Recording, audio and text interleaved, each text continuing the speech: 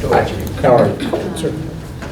All right, we're going to open up our meeting on time today, and we have a full quorum. So I'm going to ask for the approval of the minutes. I move to approve. We have a motion. Do we have a second? Madam Chair? Yes. I noticed one. Oh, yes, thank you, Bob. On page 4 of 13. I think that on the third paragraph in the bottom, first sentence, between where it says when students are in the building, I think you might have intended to say students are not. Not, thank you. That is a big correction, thank you. Bob had brought that to my attention before, so I do appreciate his careful reading of the minutes. I had not picked that up. And page 4, paragraph 3, third paragraph from the bottom. Third from the bottom. Got yes. it. You know, I understood from a professional proofreader that you should read backwards up Yes. from the bottom. So if you want to, because our eyes, as you know, there's a few tests out like that, our eyes can fill in the interpretation. It's interesting. Okay, great. We can approve them now. Yes, so do we, all in favor, thank you, Senator. All in favor, say aye. Aye. Opposed? Abstentions? Motion carries unanimously. Any additions to the agenda? Possibly. I know we sent out this conference data for probably for information. Would there be any discussion on that? So yes, at the last subcabinet meeting, the subcabinet had requested that we compile both 19 and 20 grants that were used to fund conferences. So it ties directly to the Carroll County application where they've requested. All right. And then we categorized, with the IC, we categorized and have sent it over how that we were trying to divide these applications and projects coming to us as either security or safety to try to get a handle on that. And you're reviewing it. But whenever I read that in the conferences, it kind of tied the two together. And I didn't know if we want to discuss it at all, but maybe it'll just work into the conversation. Yeah, I think it will. Yeah. But if it doesn't, bring it up, Bob, and we'll make sure that he can answer any of those questions. Okay, so I'm going to turn to Kate for some general updates. Sure, thank you. So we are still progressing with all of our activities that I mentioned at the last meeting. We have some training that's being developed. Understanding the SRO is still in implementation. Once I do have those final, the objectives and all the criteria, I'll make sure that you have a copy of that, and then you can have that also for PZAM. Great. So from this month, we have quite a few meetings in Annapolis.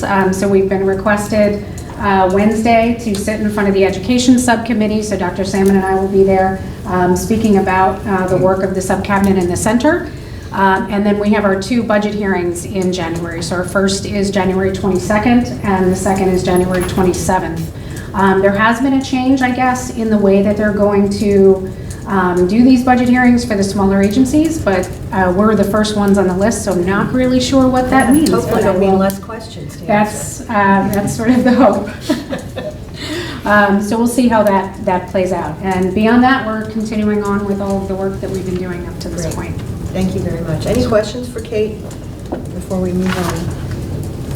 All right, so let's go to the decisions that we've been kind of milling around here for the last couple of months. The first one is the SRO Adequate Coverage Grant. So if you remember from our last meeting, we had some options, and I'm going to let Kate talk about those, and then Yes, so in your handouts, you should have this. It was also sent out to you. It's the SRO Adequate Coverage Grant. These are the 3 options that have been requested for the use of those funds. So the first option is, I think what we'd all like to see, which is they take a existing law enforcement officer, they pull them off of patrol. I think that's the first one. Put them into an SRO position, and then they use whatever funding they were using for the original law enforcement officer to fund a new hire in the patrol side. The second is adequate coverage paying overtime. So in those school systems and those jurisdictions where they are unable to either pull somebody off patrol and or hire someone new. This allows them the ability to pull in law enforcement through overtime capacity. Some of the pitfalls for that, obviously, are the SRO that's in the school is not an SRO, right? So it's a law enforcement officer that's in the school, so they don't have time to potentially build those relationships and serve in the role of an SRO like they do if they're full assigned. The third option is the one that's actually in question. So the third option is that they use the funds, they hire an individual, they put that individual through the academy, they wait for that individual to graduate. Once that individual is now a sworn law enforcement officer, then they move them and they do a swap of an existing patrol officer with, to put them in as an SRO. So it's, somebody who's more experienced. It's not a brand new officer off the street. Challenge with that is we're talking a year plus to go through all of the training. And so the question really is this a hiring grant? And should the funds be used for hiring SROs to build capacity? Okay, so let's open this up for discussion. My next question would be, how are they sustaining that? I mean, it's like the cops grants of the 90s. You know, lots of police departments took in 100,000 police officers. And then after 2 or 3 years, the grant was gone. And a lot of police officers were laid off. Same thing here. We can't continue to sustain that. And if they think they're going to have funding somewhere to do that, or they can justify it, that's one thing. But I mean, I don't know how many officers are looking to add with this. It does turn into a kind of a shell game. Would be my concern. Well, one of the reasons we kind of delayed discussion making this decision was we did want your input on this, and so I appreciate that. I have a follow-up question along that same lines, and really it's more of a legal question. Could there not be a memorandum of understanding that is a requirement of the grant to be able to get somebody in place, option number 3? But the county makes a commitment that they are going to fund those positions ongoingly to make it permanent, and at least for some horizon, maybe a 5-year horizon, so that at least it could work itself out and prove its worth and value. We can add more things to it, maybe that would cover that. I don't know. I don't know what Frederick County's long-term plan is. My fear also, again, getting somebody, usually from, you had the pin today, or the position, won't be a pin, position today, usually it's about 6 months of training. That's not even counting a hiring process. Background, I know in my agency, which is a big one, but we have people who do it all the time, is 3 to 4 months minimum. So you are looking at a year at least until they have somebody. They may be able to hire a little bit quicker, but it'll be a challenge. And again, let me ask, this was really coming from Frederick versus anybody else? Correct. There were a couple of jurisdictions that asked the question early on, but not, once because originally we had said, no, this is not, it's overtime funding, or you got to move somebody over, and they were the first ones to push. Well, I just want to add, I was in Caroline County for a school county visit on Friday, and again, I think I passed around the article. I walked in the first school, and the majority of the Board of Ed was there, which was very nice, with the superintendent, and I thank them for making a priority that they have SROs in every school. Now, yes, it's a very small county. However, it's a very rural county, and they have a hard time finding people to be police officers. And so, they worked very hard, and it turned out that the county commissioners were the ones that worked to find out how they could do that. So, based on what I've seen around the state, I'm not sure why this would be something we would want to march down the road towards. So, I'm sorry. I was going to ask, I had provided advice to Dr. Salmon and to Kate about this, but it's something that, you all should know from a legal perspective. The way it's defined in here, a person who is being funded to go into the academy is neither an SRO nor a law enforcement officer, because they're still being trained. So it would be outside the scope of the definition of what is funded, or to be funded by that. So, you know, the subcabinet's free to do what it chooses to do, but I should advise you of that before you make your decision. Good point. Yeah, and that's included on the second page of that is the definition of what a law enforcement officer is. I mean, I think most counties have either done the first thing or the second. Yeah, correct. I think a combination of those is fine. I think if you have to do the overtime thing because you have a larger system and you don't have as many people until you get them trained, that is an option. I just worry about going to number 3. Well, and you know, on your point, Don, there's no reason why they couldn't ask for option 1 and then free up some of their own dollars and start option 3 in developing somebody. Yeah, I think there's a different way to do that. Yeah. Right. And this is a question of ignorance, does the SRO make less money than a regular officer that they're pulling off? They're the same pay scale? Okay. I will say, School for the Deaf had to do option 3 with City of Frederick because they said City of Frederick did not have the bodies. This was the only way to get someone onto school grounds, was to basically start to grow up a new officer and then have the body to swap. And did they use their own funds for that? I'd have to look at what City of Frederick. Because we didn't approve that. So. No. Yeah, that wasn't funded That by wasn't- this. Okay, great. I just wanted to double check because I was like, oh my goodness. No. Okay, all right.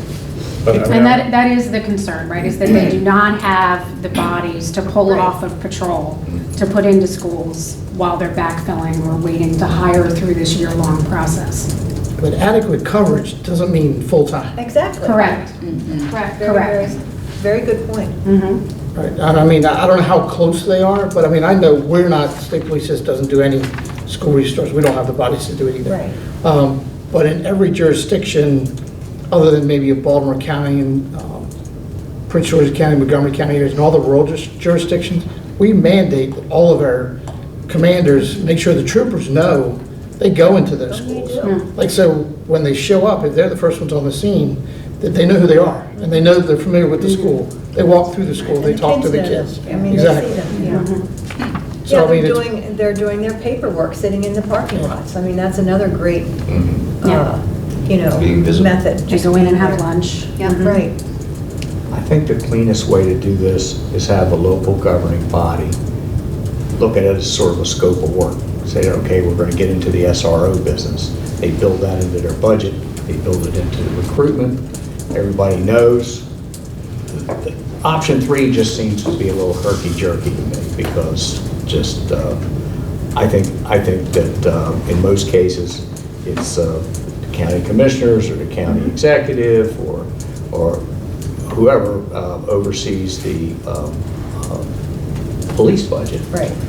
They say, you get on the plan that we're going to incorporate SROs into our law enforcement, and then it goes through, since they're just like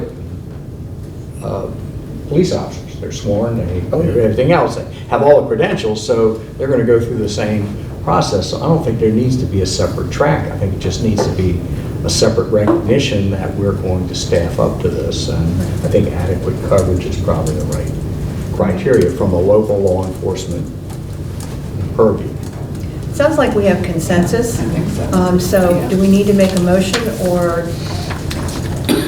I think you can just, since you've delegated the SRO grant to the center, I think So you just you let guys us can- know. And That's the framework that with is- which you work. Yes. Either one or One two, or but two. not the third option. Got it. Okay, great. Thank you all for that Thank you. discussion. Okay, the second thing under the grant application, we've asked for a number of revisions. These are not the first times that we've asked for some of these revisions, I must say. So let's start with Baltimore City, and I'll let Dino or Kate, whomever would like to run through those. Baltimore City. Project number 1, expansion of their outpatient mental health centers program. They've broken it down into the organization and partner that they're going to go with. Those are Johns Hopkins Bayview, Time Ward, Villa Maria Catholic Charities, the University of Maryland, and then the number of schools that each one is going to work with. I'm going to interrupt you just for a moment. So their application did not change from the last one.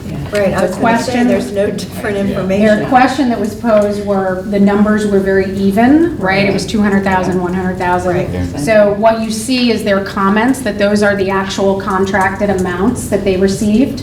But this morning, or I should say late last night, you received, we just put in front of you with the red marks, printed document. These are their responses to the various programs.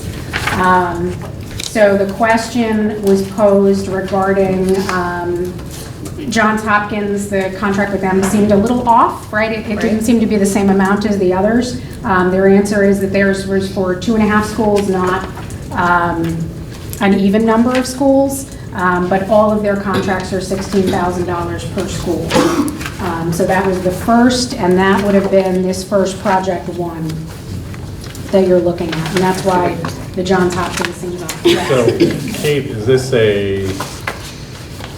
what we, in law school, would call a requirements contract for so taking time work for $16,000, they're going to handle all the mental health services for this one school? For those schools, yes, that they're contracted with. Boy, that's a deal. Yeah. So, and in their That's the application, base. if you look through, they did break down, hold on, I'm trying to find the page here. Yeah, so page 3, you can see where they broke down the hours of 10%, 2 hours a week, 65%, 12 hours a week for treatment services, group prevention, 20%, 5 hours a week. But again, that did not change from they did not change any numbers in their application from the last time. Well, let's run through the rest of it and then we'll decide Sure. what to do. So again, in this document with the red print, you'll see the second response related to the safety evaluations and assessments. They gave the name of the contractor that's actually doing it, the tool that's being developed, and that's where that funding is going to go for that particular project. And that is should be project 2. 2. Yep. JRS. So that's where the funding for that $200,000 for that program will go. So I have a follow-up on that, and it's back to train-the-trainer type questions about why can't they do their own safety evaluations? They have maintenance staff that go around and look at all their buildings, looking for, what's broken, what's not broken, and make reports. So it's just a question. I see they've hired a contractor. I've seen that name before. And I know, are they new to this business for safety evaluations and this criteria they're using? How do we know it's good criteria and is applicable for Baltimore City? So they're not new. They are the contractor that they used last year and in prior years. So the tool that is actually developed, to your point about the train-the-trainer, Yeah. that is what they're trying to get to. Okay. So they're trying to get the tool developed and then their staff trained to be able to do those assessments themselves so that they're not constantly having to go out to a contractor to do that.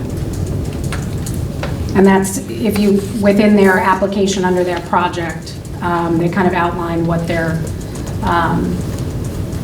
they talked about there as it relates to that. In the future, city schools, police staff will be doing the evaluations Okay. once they have this tool. Yeah, they'll have a better idea once they can do it themselves instead of somebody coming in with new eyes. Yep, Thank you. 1, 3. yep. The Safe Passage, Safe Community. The funding will go toward contracting with community organizations in each neighborhood that would manage the work outlined in the grant application.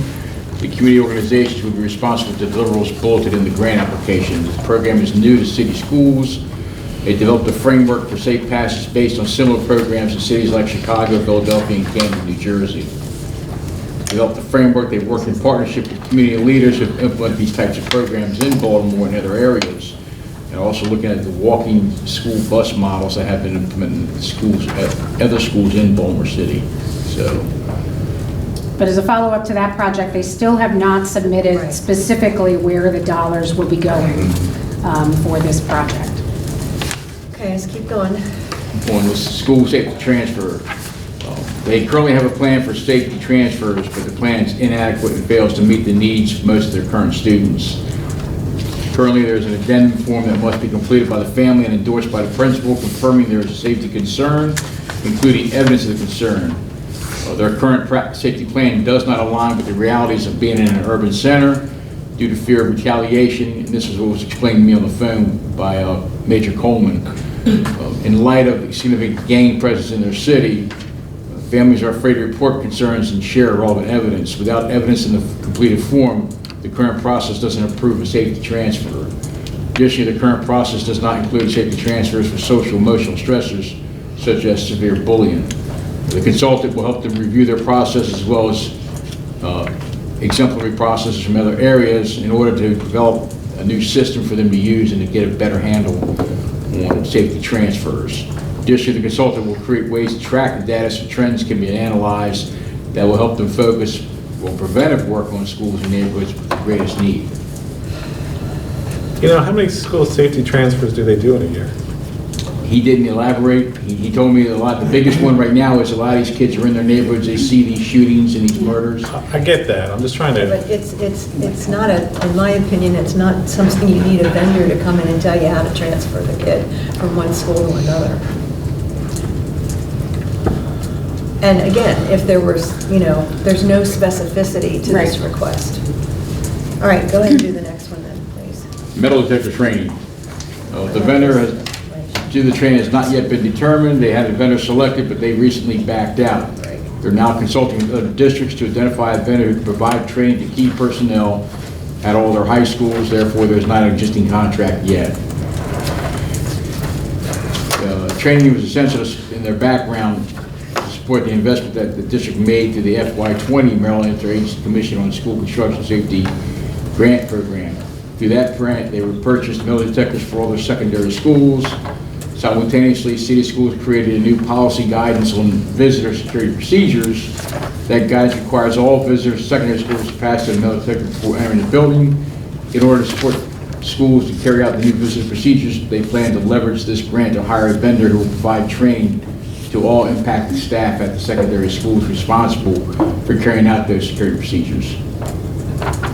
And so it's not training on the use of the equipment. It is this follow-up training under the 3 categories in their grant application: the Fourth Amendment considerations, customer service, and New Jersey versus TLO and other legal precedents that they want to train the operators on.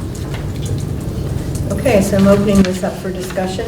So, which is a policy, but I would note that the math is wrong also. It should be a total of $5,000 if they, $500 per session. They do 10 sessions. we're looking at project 5. I think that was wrong. One of those is incorrect. So yeah, it'd have to be 100 sessions, $500 to get to 50,000. Correct. No, I think it's a per person. I think it's $500 per person, Okay. which would be, I don't think that works either. yeah. So it's not correct. Whatever it is, we would need a lot more detail on that. And you would have to have some kind of a vendor idea of who was going to do what training, and how would you even know that that was enough money for it, so. Yeah, and in their comment that you were sent, so the procurement limit is $50,000.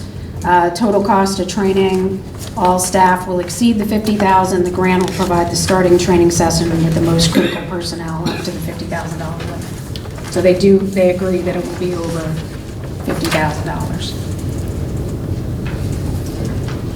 My opinion is that it's a piece of equipment. I don't know whether the airport staff, the people that set up TSA, it seems like it would be a pretty common training, and that there probably are published materials in that to be able to utilize. It just seems like a lot, and it does seem that it would need to be documented so you could change people around at those positions. I don't know if they have to be SRO or not. I wonder what the state does. Colonel, do you know how they train? DGS does it? I don't know. DGS does it? Maybe we could reach out and find out and at least hook them up with some information on that, because we use them in all of our state buildings. There must be some kind of training that's available for that one. Other Dr. Sam, did we ideas? approve? No, are we still talking about, we're talking about the entire thing, sorry. No, we can go back to individual things. I just want to ask, did we talk about Project 6 at all? The multilingual? No, we didn't talk about Project 6. And they don't have any additional information. Right. No. so- Okay. Did we have a question about that? Yeah, I'm getting to it here. All right, look at Project 6.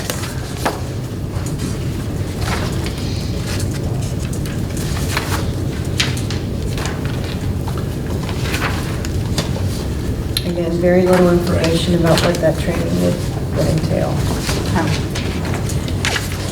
And I'm curious, so they have the number of staff, which is 200 to 300, but they have a cost of $10,000. Wouldn't it be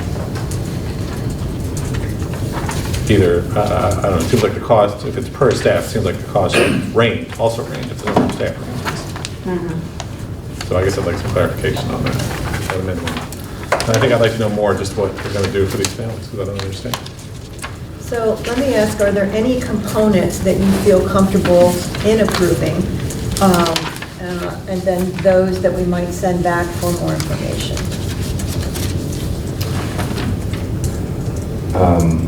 I was comfortable with everything except for the safety consultant evaluation and that consultant and the metal detector. The others I. That's funny, because I'm not, I know, I think. I'm only comfortable maybe with 2, and everything else I'm more comfortable with. So go ahead and give your rationale. Bill. So for number 1, I appreciate that it's a per school price, but I'm a little unclear what they're going to be offering, how many, what is that paying for, that $16,000 per school? How many students are served? Yeah. Why are they being served? And then for 3, I just don't have enough detail. I like the idea. I looked at, DC apparently does something like this, and I see on their website a whole comprehensive plan for basically what DC does. It appears they say, so people live over here, school's down here, there's these 5 businesses that are a safe spot that a kid can go to if they don't feel safe. There's this church, and maybe that's what Baltimore City wants to do, but I can't tell from their application. Project number 4, which is the school safety transfer process. At a minimum, I'd like to know the scope of the problem. I don't know how many kids in the school year require safety transfer. I mean, if it's 5,000 kids, well then maybe that's not a bad deal. If it's 500, then $50,000 seems a little on the high end to me. Metal detector training, I would like to know. I don't understand, if you're waving a wand in front of somebody to get into a building, I don't quite understand why you need to be trained on the 4th Amendment or New Jersey versus TLO. And even if you are, I don't understand why it would cost so much to be trained on it. And for 6, I would really want to know, is there a range? Is it a cost per person? And then I want to know what they're going to train these families on. I mean, it says increase awareness of school staff on issues facing multilingual families and identifying safety concerns. Probably it's like, some of that isn't just being multilingual. It's, it's like an immigrant issue partially, or at least it sounds like it is. I mean, what are they? I guess what are you trying to fix? I don't understand what they're trying to fix. That's what I have. Thank you, Bill. Secretary Beatty? Yeah, I would agree with Bill on all of those points. On Project 1, so staff, I guess my question would be, we have granted funding for expansion of mental health services in many other school systems. And I'm not sure we've ever asked the specificity that we're asking here. But on the other hand, the contract, I mean, it says that these are already subcontracted services, so they should have a contract, which would be we would be able to at least look at what the services are that they're providing. I would add on project 3, in the notes section, it says that the cost will likely exceed this amount and will extend beyond the grant period, and that they're going to be looking at fundraising activities, which I'm a little concerned about. If we're upfronting funding and they're going to be fundraising, and what happens if the fundraising isn't successful? Senator? I'm basically underwhelmed with this application. And I know the reason that they stated in there, but to put something at $50,000 because that's the most you can offer without having to go through an RFP process, that's not calculating cost. That's calculating administrative ease. And just my radar goes up with that kind of stuff. And so a lot of these will probably be non-competitive, maybe sole source solicitations, and it just doesn't have the detail that we've had from other applicants. And for me, I just send it back and maybe send them a copy of what some of the other school systems are doing and saying this is more in line with what we're trying to do. Now, maybe on the clinical services, 16,000 a school sounds like not very much. I mean, it's almost like the guidance counselors would be making some appointments for some children and then a circuit riding person. But again, I don't know because it doesn't say that. It just says $16,000 a school. So I don't know what they're doing. So I just, it's marginal at best. I hate to go play ping pong, but we need to ping this back. Colonel, do you have any additional concerns that you want to raise? I'm just amazed at how rounded all the numbers are. Secretary Neal said that last time. It seems like they just get, and they still left $38,000 on the table. Yeah. You know, why wouldn't you invest more in safe passage? I mean, believe me, what some of the kids in Baltimore City see is unbelievable. So I certainly sympathize with that. And, you know, if you want it to be better, you have to grow it to be better. And they are the future. So, I mean, I think we do need to send this back saying, listen, we're taking this serious. We need you to take it serious. And submit real plans. Everybody else down to dollars, $11, $13, $23, not just all zeros. Is there any rationale for going ahead and supporting the safety evaluations? And is that something that we've done with others? Because I'm not sure we've gotten a lot of detail about that. So I'm just wondering if we could let them get started on that. I would not oppose that. If they're developing a train-to-trainer, maybe they could give us an update of how it's going. How it's going, with sure. the vendor. Yeah. Progress report? I mean, that's one of the things we've got to get schools to do, is to get their evaluations done. And I think if we could let them at least get started on that, and then everything else has to go back. And I do want to make a correction for the Colonel. So the last subcabinet meeting, they did approve about $38,000 and change in equipment costs for the city. So that's where that gap is. Okay, that makes me feel better. And those were exact down to the penny numbers too, Right. so. Dr. Sam, I don't know what happens when the school system sends something to the center, but I feel like with this particular application, it seems like it keeps coming to us and we have to keep pushing it back, and I'm wondering, is there some way we can get the team to say, okay, no, that's very clearly not what the subcabinet wanted? And we're happy to do that. Yeah, so maybe we just have, you guys have to go back and have a meeting with them and sit down and say, look, you know, you need this, you need that, and, okay. That's a good suggestion. We can do that. Kind of middle of the road, yeah. And I'm not, as far as the school assessments, sometimes it's better to have somebody from the outside who's going to look at every school the same way instead of everybody looking at themselves. Right. There might be some consistency that could be drawn from that, but I don't know. All right, well, you know what our the subcabinet's concerns are, so we're going to just let you go back and sit Okay. down with them and try to come up with a better plan for us to look at next month. So do you want to do anything about the evaluation No, I think we'll project? just wait. I think For the everything? suggestion is a good one. Let's look at everything in total and then come back Okay. one more time. All right, so the next one is Carroll County. Carroll County, the At-Risk Student Conference. The conference focuses on evidence-based programs and strategies educators can use to help at-risk students experience success in school. Conference attendees will learn about evidence-based programs to address school climate, bullying, discipline, social and emotional learning, and supporting students through a trauma-informed lens. The school system is using key employees, and those are the student support facilitators, pupil personnel workers. Always have a hard time saying that word.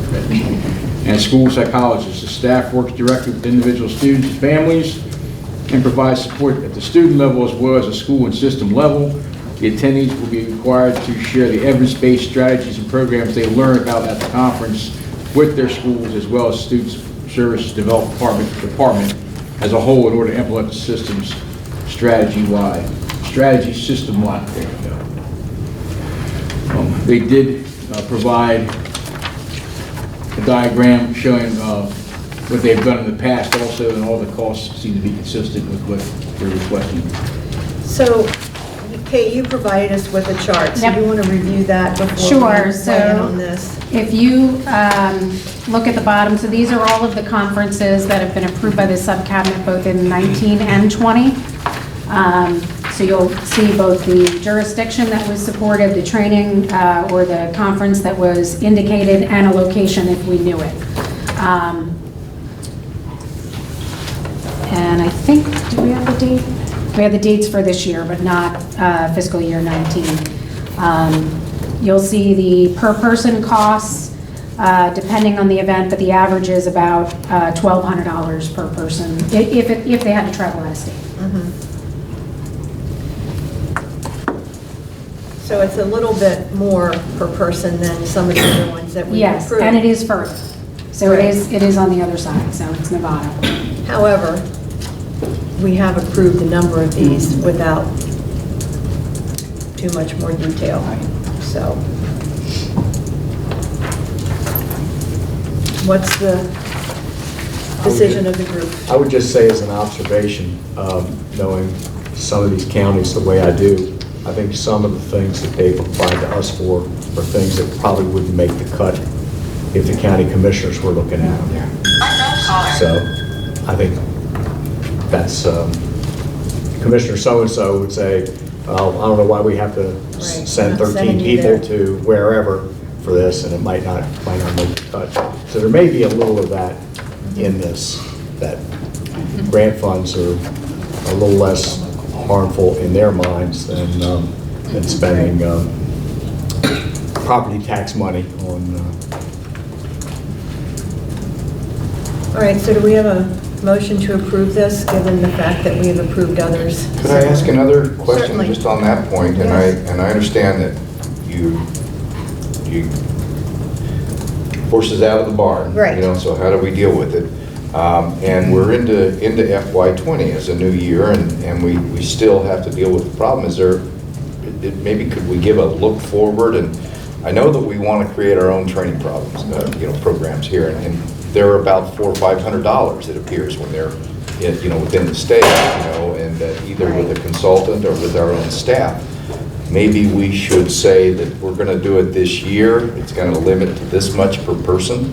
I mean, I see that it's creeping up, maybe set a cap, $1,200, something like that. And then next year, it is the intent of the center to develop some statewide programs that we can train people here, and share each other's evidence base or bring in consultants or whatever. So the dollars can go to where they can do the most work. Right. Makes no sense. Yeah, I think if we have a plan, and I don't think we impose it before we approve this one, but we oppose it going, I mean, we implement it going after this to say, this is what we're going to try to do. I think it makes a lot of sense, and communicate that out to everyone.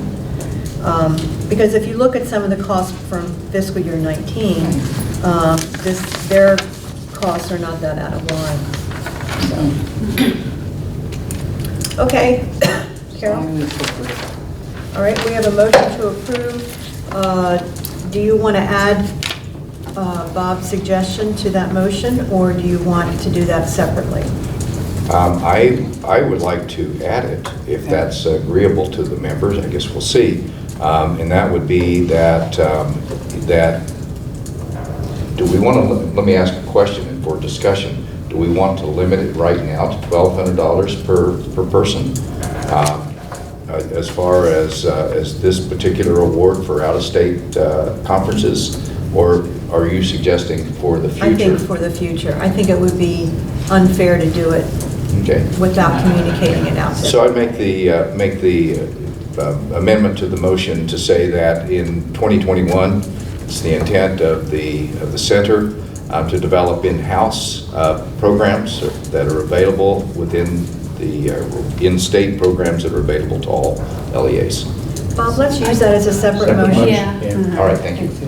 So let's go ahead. We'll come back to Carol, and then we're going to come back to you, because I think it is a separate thing. So I'm moving to approve this. All right. I'll second Carol's. All right, so we have a motion and a second. All in favor, please say aye. Aye. Opposed? Abstention?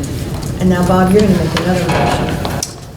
Okay, and maybe what I'll do, if you don't mind, is just for discussion, we can bring a motion to the meeting next time.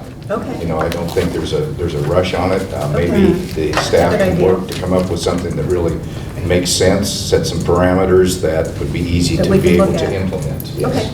Okay. Sure, as Good we idea. prepare for the fiscal year 21. Yeah, Yes, That, thank you. makes yeah, a lot of sense. Thank you. Thank you. Good thinking on that. Okay, so let's... Can I add one more thing? Oh, certainly, Colonel.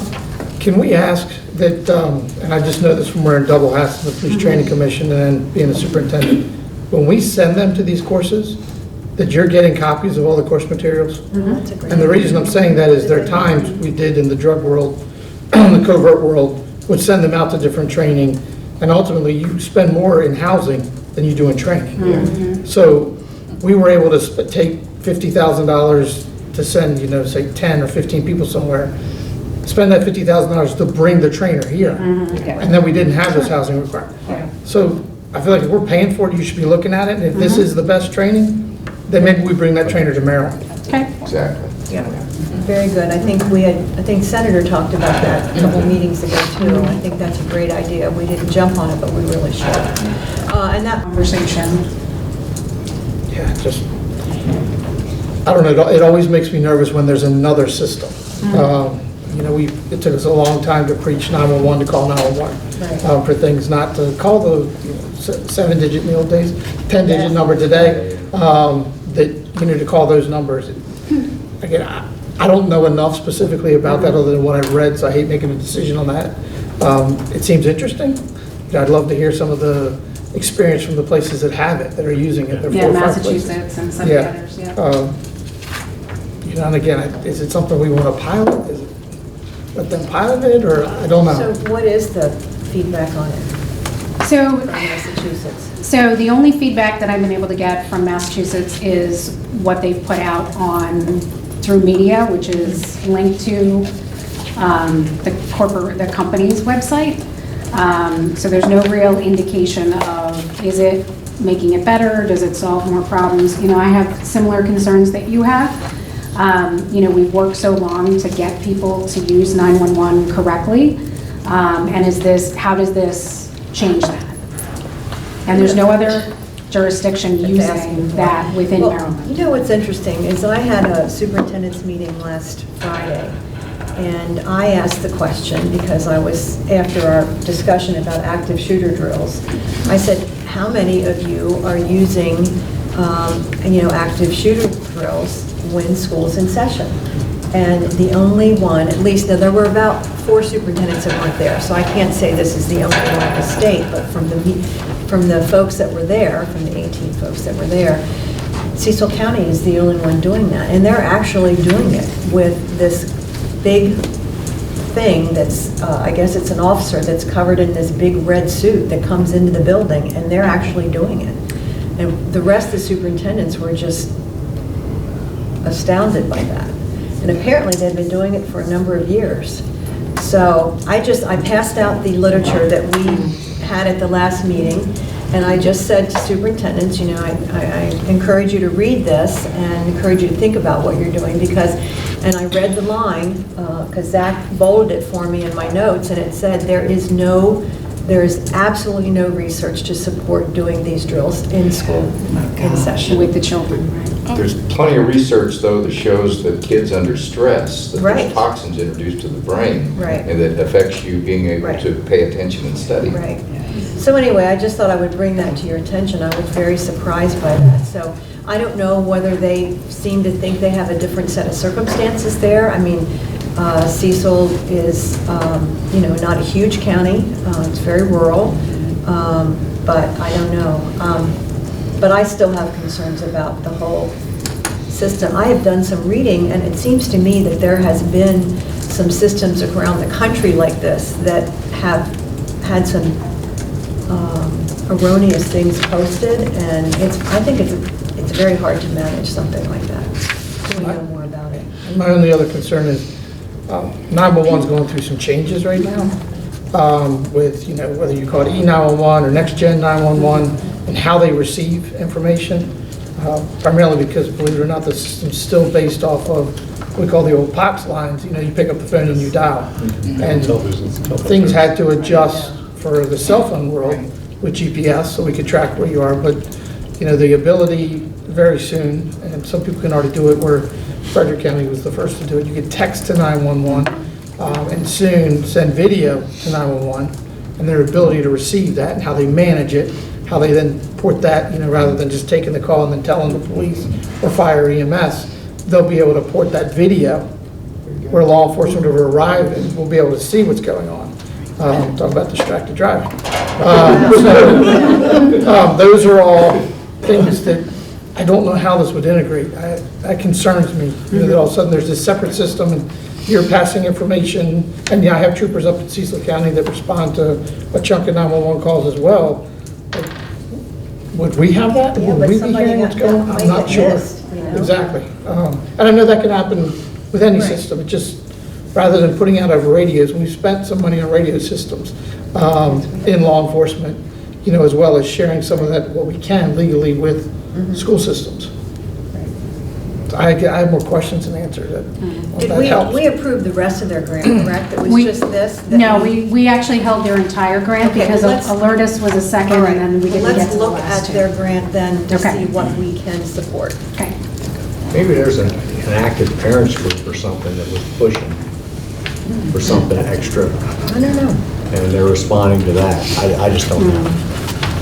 That's why I assume that they had a really great sales team that got it in Cecil County and were pushing on it. Well, it says we have approved 180,000 already for Cecil. Right, but there were what you have here, what's Oh, remaining. that's still, it's just, Yeah, these four are remaining. okay. So the other things are the laptops for the support technicians and the professional development. The Alertus system is a separate system, is it? Yes. not? Isn't that, that's just at the front desk for checking people in? No, I thought Alerts was a mass notification. Yeah, it is. Am I misreading it? I thought it was It's for hearing impaired students. And it is in other schools, It's the and it device that has- goes on the wall. It's that visually, I'm sorry. Yeah, the question was it just for one single student, for how many students? They have 3 students, or they have multiple students in that school, in the system, that system will accommodate, and they do have this system in at least 3 other schools in their facilities, in their system.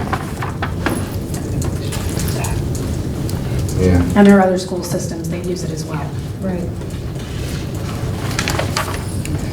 It seems like that would be, if there are people that are in need, that they would not be notified otherwise. It seems like that would be a good move, a good thing to Well, have. what's confusing though is Project 13 says that support technicians to track student data, implement online social-emotional curriculum, and interface with Alertus technology for crisis notification. So Alertus is part of that system that the Colonel was talking about. It No. says it right here. Yeah, so I think what they mean is that they can then put the message in Alertus, so then it goes out over the school, right? Just like a normal, like if they were to get on the speaker with PA system and make notification. It's a good It's point. it's not a connection to law enforcement, Who's which going is, to I put the think, the message difference. in without it, though? Well, it also goes on to say, these devices, the computers, will interface with Enforce 911 and Alertus technology to alert staff and or law enforcement of potential crisis Yeah. situation. So that's the connection to the Enforce 911, but Alertus is separate. Okay. And then the professional development is, what's TransZed Alliance? That's the vendor For, for RISE, for that program. and what is the RISE? I forget.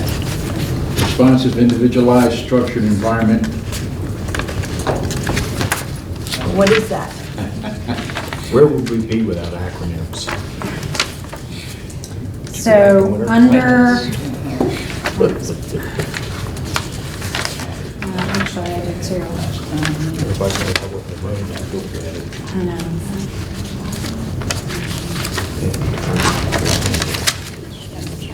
I don't have, I thought I had provided it, but I did not, I apologize. Okay.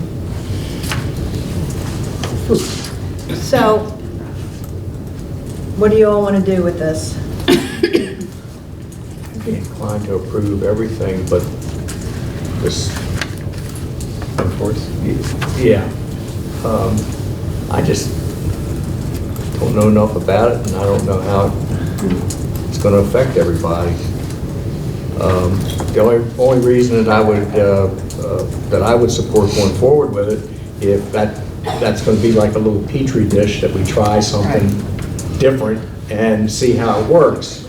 I mean, but. The only thing is, if it doesn't work and something really bad happens, I'm not sure I wanted to be the person that supported the pilot. That's, So I guess I was, sorry. yeah, no, I wasn't sure if people were interested in learning more, or people were like, no, I don't want to, because I definitely would like more information before I approve it, because, I mean, I've been to their website, looks like they've got a couple school systems up in New England, Rhode Island, Massachusetts. They met, the paperwork we got said they're in Virginia, but I think they're just in Montgomery County, Virginia. I don't think it's like they're across the state. And I'd like to hear someone say, we tried it and it worked, and you get a police officer there in 12 seconds. That's what I'd really like to hear, because that's what I think they say they can do.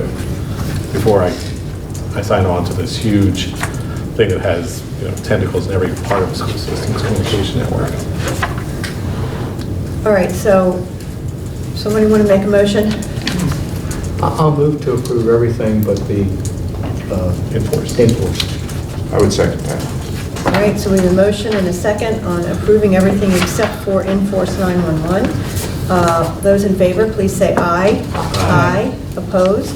Abstentions? All right, that is the way we go. Thank you very much. Okay, the next one is Howard County.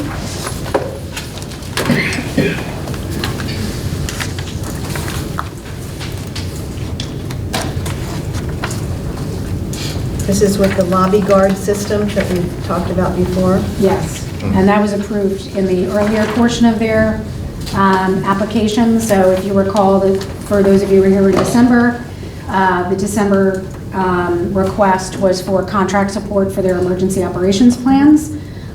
They have pulled that and they have replaced it with this request to expand their lobby guard system so that they have it within the updated system within 36% of their schools, I think it And is. these are visitor management systems. Correct. Which most of our school systems I was confused with Alertus. Yeah. Yes. I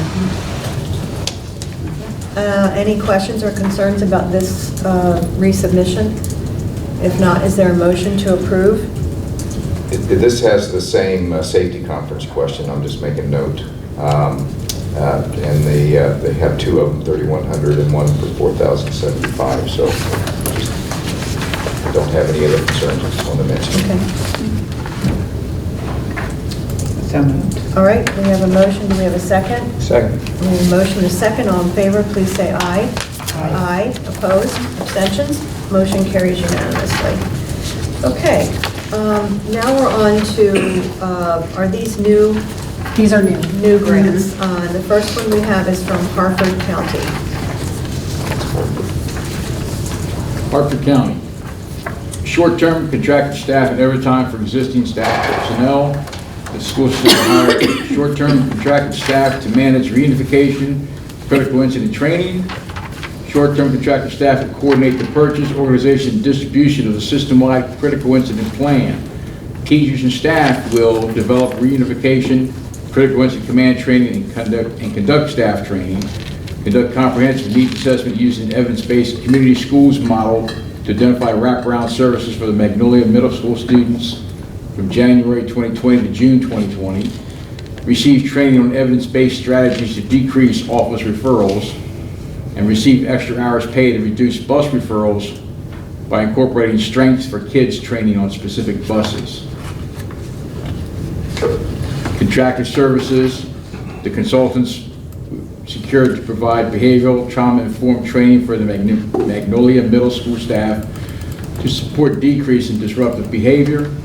Contracted services secured to provide reunification and critical incident command training, reviewing rights of the movie Ripple Effect, and criminal delinquency prevention consultation and training. They then go into supplies and materials. Their uniforms for the 7 school safety liaisons that they're hiring. Laptops, they will purchase laptops for the 7 school safety liaisons. Radios, again for the 7 liaison personnel are hiring. Stop the Bleed training kits for all Hartford County Public Schools nurses and staff to assist in critical care of students and staff if needed. Stop the Bleed kits with cabins for 65 locations within their school system. Mental health awareness, literature materials will be purchased to support raising awareness in the community regarding mental health services and support, including heightened awareness for existing mental health services and other services around their area. Reunification supplies, badges, binders, placards, signage for 57 campuses. Their emergency carts, 17 emergency carts for school nurses. First aid kits, they would put 250 first aid kits for field trips. Their cost, trying to make the word, they're looking at $60 per kit. Personal protective equipment for special education teachers and staff to use in classrooms and buses. QPR booklets. 625 of those booklets are $2.25 a piece. Go bags for grief response team members. Bags for tissues, markers, crayons, fidgets, coloring books, and grief response activity books. Printing costs, printing of critical incident response materials at $5,000. Bus cameras, the purchase of 17 bus cameras at $2,311.94 each, and radios for 100 school administrators at $200 each. They then incorporated their FICA and workers' compensation costs for teacher stipends, conference for sending staff to the National School Safety Symposium Conference, the briefings in Wheat Ridge, Colorado in February of 2020, training for school safety liaisons, and conferences, the annual school safety conference registration expenses. They then go into equipment, replacement of doors, windows, and retrofitting of classroom doors without windows at $85,000.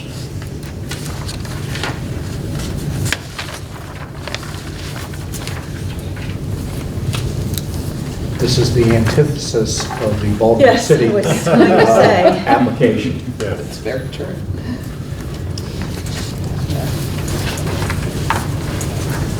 Well, what's your pleasure? Would the doors and windows be one that you'd want to punt over to the security side, the IC? Yeah, so my answer to that would be for next fiscal year, my recommendation would be yes.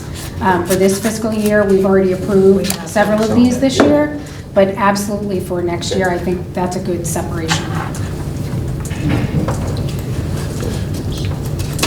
Does the Tino, the bus referrals, do you know what that refers to? I don't understand that. This is for the school safety liaisons, getting extra hours to reduce bus referrals by incorporating strengths for kids training. Does that mean they don't get bus service? No, bus referrals is a disciplinary tactic. Being disruptive on the school buses, evidently, and Oh, so those it's referrals are coming back to the school. Right. so when you got in trouble on a bus, that's what Yes. a bus referral. Okay, thank you. I thought it was referring them to get on a bus, and I couldn't make sense of it. I did want to point out, they talk about this movie, they call it The Ripple Effect. The full name is Suicide, The Ripple Effect. And it's about a guy who, when he was a teenager, jumped off the Golden Gate Bridge and survived, and what he's done to kind of reclaim his life since then. But I didn't want anybody to be surprised if someone says, wait, that movie actually has suicide in its title. So I thought I'd put that out I there. was wondering what the movie was, thank you. I thought it was a thing about paying it forward and, using the, the allegory of the, throwing the pebble and the ripples and how. Well, I think it is. Okay. Because he said, he basically Yeah. talks to, for example, they show in the trailer, he's talking to a bunch of Marines about, if you know somebody who is, having a tough time, I need you to reach out to them, reach out for them. Right. Is it showed in schools then, and what is the cost? They want $1,500 for it, which I thought was high, but I don't know. It's probably just because you have to buy it to show it. And those things are very, Yeah. Like a distribution for. it's really very, it's a lot. So I've done that before. On the reunification, I don't understand what they're doing because I don't know, no other school systems have asked for this. The supplies, you mean? No, I'm back on the very beginning. Oh, okay. The $59,000 for salaries and wages for, it says Hartford County Public Schools will hire short-term contracted staff to manage reunification and critical incident training. I don't know what that is. It's not specific enough.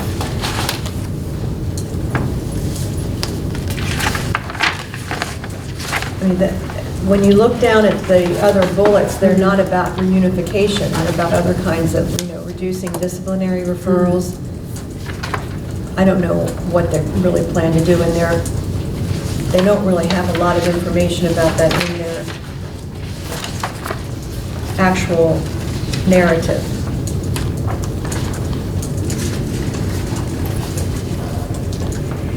Contracted safety, security, reunification, the focus area would determine the accountability, methods of reunification, and effective communication used during and after a critical incident event.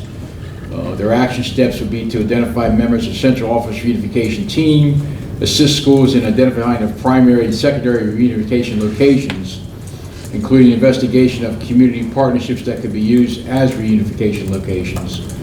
Continue to work with schools on sharing and communicating reunification information to families and communities, training schools on best practices. Basically, they're going to have this short-term staff come in and do the legwork, it looks like, for them to do this. They don't have the capacity in-house right now to do it. I don't know why they wouldn't be doing that as part of their safety program to begin with, as part of their own jobs. That's a lot of money to be providing contractual services. And in a lot of cases, if administrators are going to do it, you cannot pay administrators extra money. Well, I think they're going to identify, so the individuals they contract in to do this will train the administrators who are identified for what But their again, role they're talking is, about yeah. stipends, and administrators work at the pleasure of the superintendent for as many hours as they want them to work. I mean, yeah. I do know it's a one-person, 1.5-person team up there in their security office. Well, They did again, just add the 7 additional, Yeah. they're doing a similar regional right, model. yeah. I mean, they've also got a lot of money in this contracted services area too. I mean, we can approve that and they can kind of decide what they want to prioritize. I mean, there's some good requests over in their supplies and materials that we've approved for other folks. I'm not sure I want to say we need to provide $22,000 for reunification supplies. I mean, I like the $2,000 for mental health awareness. right. $2,000. And emergency cards? What's that? School nurses. I know, but what does that mean? They've got cards and they run around the, I don't know. 5x8 card that's got their information on it. I mean, I don't want to be picky about some of these requests, but I did put them in here. So are there a number that we want to approve? What are your thoughts about that? Or you want to just say it's okay and let them have the discretion to do it? I don't think we can with this county, as we've treated Baltimore City, to bring back more information. right. I think we should ask for more information. Those are good questions. Are there things that we can go ahead and approve that are in supplies and materials? Do you want to, let's just go down the list. What about uniforms? Have we ever done that? I am not aware of any uniforms we've approved. All right. But I'm not sure. Seems unusual. How about laptops? We have provided. Sure. Laptops. All right, so that could be a possibility. Radios, we've done that. Stop the bleed, we've done. Lots. Lots of those. Yeah. I don't know about the mental health awareness. I think that sounds like a strange number. And I don't think the reunification supplies is warranted for that much money. I would have to know more information about what the emergency carts are for. First aid kits. For field trips. I'm okay with the first thing. All right. Personal protective equipment. There is a huge amount of federal money available for students with disabilities and for those things. So I would say, based on my expertise, they don't need those funds for that. I don't know what an OPR booklet is. Does anybody else know? We need to know about Maybe if we that. ask, we'll find out. I'm sure we will. Yeah. Go bags, OPR. go bags. I feel like we've done go Yeah, back. we have done that. But I don't know, Okay. they don't tell us how many though, so we don't have an idea. Seems like a lot for what they say is in the bags. Right. I'd like to have that Do broken you all out. agree? Yes. Tissues, coloring books, crayons. Doesn't sound like a lot, it would cost that much. Printing costs, again, there's no description there of what that's really for, other than, I don't know what those materials would be. Bus cameras, we certainly have done those. Yeah. I think I'm good with that. And radios, We've done that. okay? Superintendent? Yes. We asked for, are we asking, the things that we're not approving? Yes. Are we asking for more Yes. information? Uh-huh. Okay. Just- And then are we going to go ahead and approve the conferences and the trainings, since we've just done that for other systems, which is the 15,717? Okay? And then are we going to go ahead and approve the doors, because we have done that this year? But again, these are things going forward that we can recommend for the next fiscal year, that we will then shift those over to the IAC, because it doesn't make sense to use this pot of money for that. All right, so going back to the first page, we are asking for more information about the 59,000. And what is your direction on the 34,995? Madam Chair, it just came to me, I'm sorry, but on the doors and windows and that, if they have anything to do with egress, they have to go through a separate channel so that we can make sure that we're not adding an obstacle to getting kids out when there's an emergency. So just confirm that that's, Yeah. okay, I think they're just putting glass in the doors, they don't have them. Okay. And- yes. Yeah, that's what it appeared, Yeah. but Yeah, if there's okay. something But yeah, to we'll change, double check. Okay, so back on the first page, what do you want to do with the 34,995?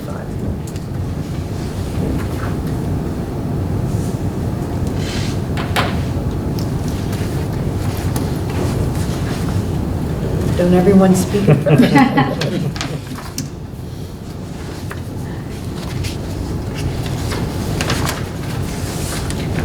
Well, they're all different. It's an aggregated number of 35,000, but You got 6 functions here.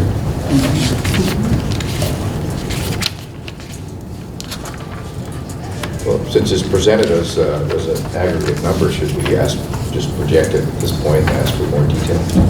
They break it out in there. They do. It's in the budget. It's page I see it in the 10. budget, Yeah. yes. It's also on page 10 of their application. Yeah, so it is consultant for $15,000 to provide the behavioral trauma-informed training for Magnolia Middle. The consultant for $13,500 for reunification critical incident command training. And there's $1,495 for the ripple effect movie, and $5,000 for a consultant to do the criminal delinquency prevention training. I'm okay with approving. All right, folks okay with that block of requests? Yes. All right, can I have a motion to do all of that? As you all took notes? Bill, are you making Yes, that motion? I'm moving, Did I you just want to move make, it? I'm Okay. moving to approve the contracted services Okay. portion of the Harford County application. And the ones that we agreed to in supplies and materials and the other charges? Yes. Okay. So we have a motion to approve everything but the $59,322 and those items we noted along the way we wanted more information for. Do we have a second? Second. All right, all in favor, please say aye. Aye. Aye. Opposed? Abstentions? All right, motion carries. Okey-doke. Now we're on to Dorchester County. Dorchester County, one project. Thank you. Installation of base security camera systems. They've just completed phase 1 of their district-wide system of all the elementary schools. And now they're requesting the funding to do all their secondary schools. So it'll be 58 cameras throughout the interior and exterior of the facility, Cambridge, South Dorchester, and Mason's Lane Middle School, which are the final 2 secondary facilities that do not have complete camera systems. That's your pleasure. I move to approve. All right, we have a motion to Second. approve. Do we have a second? Second. Second, all in favor, please say aye. Aye. Opposed, abstentions? Excellent. Good for Dorchester County. Thank you for their simplicity. All right. So, In your small county, it's a lot easier. It's a lot easier. Yes. It's a lot easier. yes, you're right. So, that brings us to the close of today's meeting, unless there are other items to bring before the group. I think we did have, tracking back, a discussion maybe next month on what we're going to do with conferences going forward and training, suggested by Bob. And then we'll have hopefully some information back from the counties on this. I also brought today an article that was in the Sun. I'm not sure everybody saw it, but it came out after our school survey results were posted. And I just thought there were some awfully erroneous things in the article, and it was concerning. I brought a copy for Kate today. But it says, a Maryland survey found students don't feel safe. Schools say they're changing their approach towards security. And it starts out with all the stuff about, mass shootings and then they interviewed a couple of kids and teachers about, what they've done at their schools. But what they said, in the Maryland survey, students on average rated their physical safety at 3.5 and their emotional safety of 5.4 on a scale of 1 to 10, with 10 being the best score that a school could get. Even worse, students at hundreds of schools throughout the state gave their school a 1 for physical safety.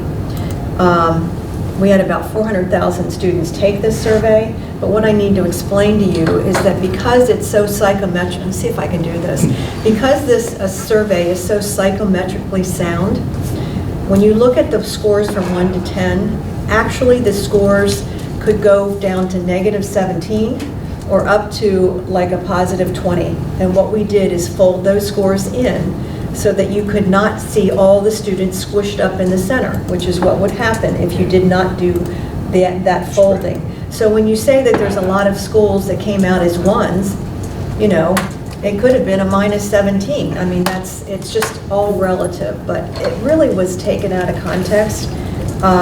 And I wasn't interviewed. That's no big deal, but you know, teachers feel their schools are more safe than the kids do. But that doesn't surprise me at all because of what the students are seeing in the media and experiencing through social media. And schools do need to do a better job of making students feel safe in their environment. It gets me back to our discussion last month, and I don't think you do that by all these active shooter drills. And so I think the other thing the Maryland Center for School Safety should work on for the future is really communicating best practices and making sure that we are giving folks really good information about what trainings they should be doing and how often, because it's really having an impact. Although it was not described well here, it's still having an impact. So. Well, suffice it to say that if the headline was Maryland schools are safe, there would be no story. And there'd be no reason right. for the reporter to write the You're right. article. And So it's always, And when you see who the reporter is, it. yeah. So you have to take that with it. But it does have a corrosive effect on what you're trying to do, because they're saying it's not safe, it's not safe, it's not safe, and we're trying to put things in place to make it safe and have people feel safe. But I think it also reminds us that safety, among many other things, is in your own perspective. Yes. And so one student could have had an incident that happened at the beginning of the school year that they can't get past, and it permeates everything, the lens with which they look at everything. And so I think it's a perception survey, and we made sure the board understood that. But it does give you information that you can work on as a school principal when you look at your own school scores. But it was, that headline was just really concerning. This has been one of the hardest things I believe I've ever done in my checkered career, because what you're trying to do is you're trying to harden the school buildings without them feeling institutional. Right. You're trying to put some safety and procedures in place that work, but don't unduly alarm people. And it's an odd line It sure is. to walk. I'm sure there are a lot of people that think that we ought to do active shooter drills everywhere. I did a desktop at my agency just because it's a big building. Yes, it is. And we needed, I think we could have probably done the same thing with a fire drill, just showing people how to get out of the building if you can't use the elevators. Right. But it's a fine line that you're walking. And I think this group has done a great job, because we've approved a lot of stuff that I think is going to make a real difference. And I think we've actually turned down some stuff that probably wouldn't have been helpful. Right. So, Well, that's a great way to close the meeting. Thank you for those comments. I did have one other. Yes, sir. When are you all going to do your song and dance in front of my beloved General Assembly? Do you have a briefing or something that you're doing? Yes, So we have- Wednesday. This coming Wednesday? I think mine's at 1, I think yours is 3:30. 3 or 3:30, Yes. yes. In front of whom? The education subcommittee. Oh, okay. Ways and Means. Ways and Means, okay. Mhm. Great. And then we And then have other ones scheduled as well. We can let you all know that. We Yeah. can send those dates Sure. out in case anyone would like to come Yeah. and sit, feel our pain. Well, So our budget- We all share that. I have 20 budget hearings. I Yeah. have 19. Yeah, I so- thought so- I was the Yeah, no. The other thing is of course, the budget hasn't been unveiled yet. Right. But if there are things that we got that you think need protecting, we can Right. organize a little strategy around that. Right. What is the date that he releases that? It's Wednesday a week, Yeah, not this week, but 22nd? No, I think he releases it this Wednesday. Oh, is it this Because we go Wednesday? in front next Wednesday. It is this Okay. Our Is it this first budget Wednesday? hearing Okay. is, yeah, the Oh, 15th. early this year. 15th, Mhm. right. that's right. Everything is. Everything's a very- week ahead. Everything's a week different. Mhm. Yeah. Okay. All right. All right, well, our next meeting is, believe it or not, scheduled for February the 10th, and we will be here again at the Side A of Crownsville. So I'll now take a motion to adjourn. Motion to adjourn. Do we have a second? I'll second that. All right, all in favor, please say aye. Aye. Aye. Opposed? Abstentions? We're out. We're done.